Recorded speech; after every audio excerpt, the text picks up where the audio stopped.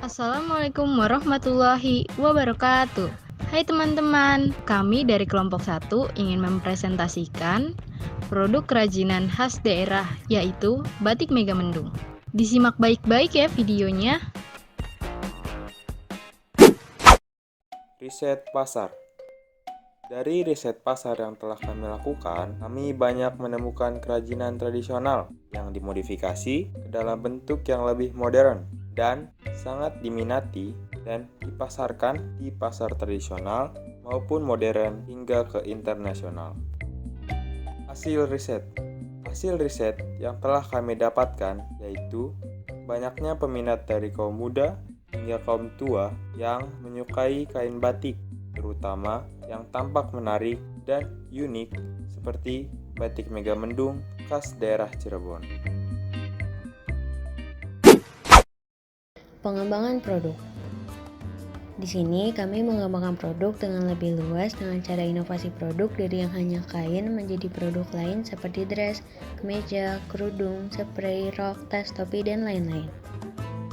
Di sini kami memiliki contoh gambar dari produk, yaitu pengembangan dari batik Megamendung menjadi sebuah dress. Contoh lainnya, dari batik Megamendung dapat dijadikan sebuah tas atau tote bag. Hasil rancangan.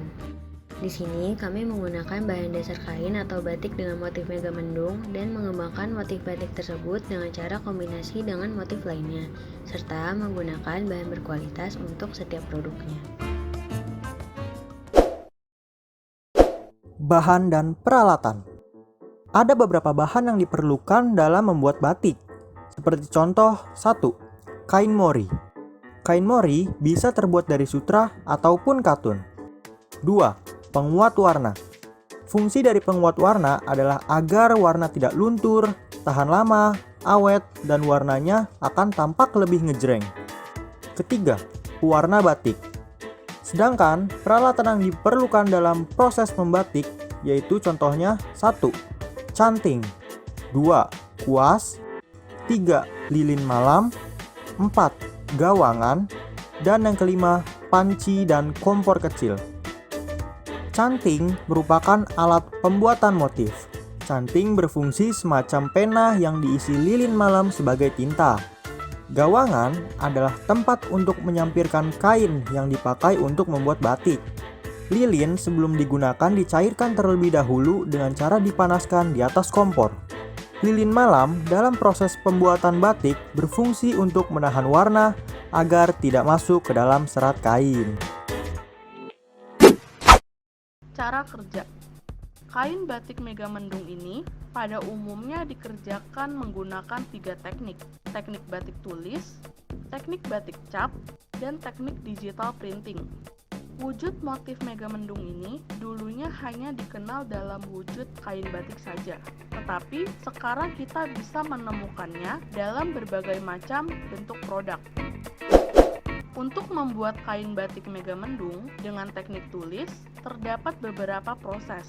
Di antaranya, yang pertama, proses ngetel, merupakan proses menghilangkan kanji atau kotoran yang menempel pada kain menggunakan minyak kacang dan soda caustic. Selanjutnya, proses penjemuran kain mori. Setelah kain kering, kita dapat memulai dengan penggambaran desain Megamendung di atas kain mori tersebut. Lanjut, tahap ketiga yaitu proses pencantingan.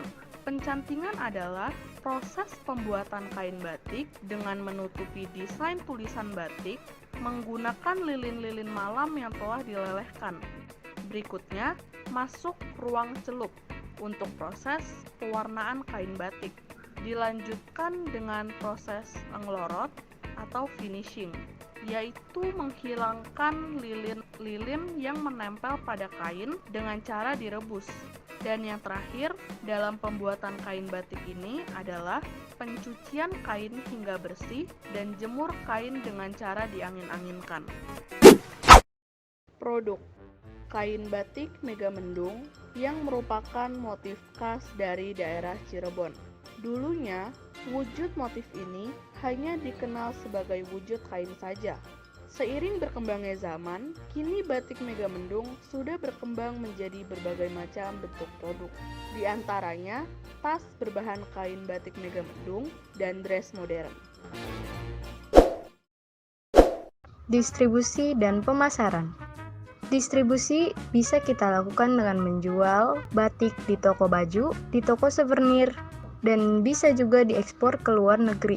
Biasanya dari produsen ke solo agent dan lanjut ke konsumen akhir. Pemasaran batik Megamendung dihargai sekitar 50.000 sampai 850.000 sesuai dengan motif dan bahan yang digunakan oleh produsen. Evaluasi. Untuk evaluasi, kami masih perlu membuat lebih inovasi agar motif kami bisa lebih beragam dan bisa digunakan untuk berbagai macam usia dan berbagai kalangan. Sekian penjelasan dari kelompok kami tentang kerajinan khas daerah. Semoga apa yang kami bahas bisa menjadi ilmu buat kalian. Terima kasih. Wassalamualaikum warahmatullahi wabarakatuh.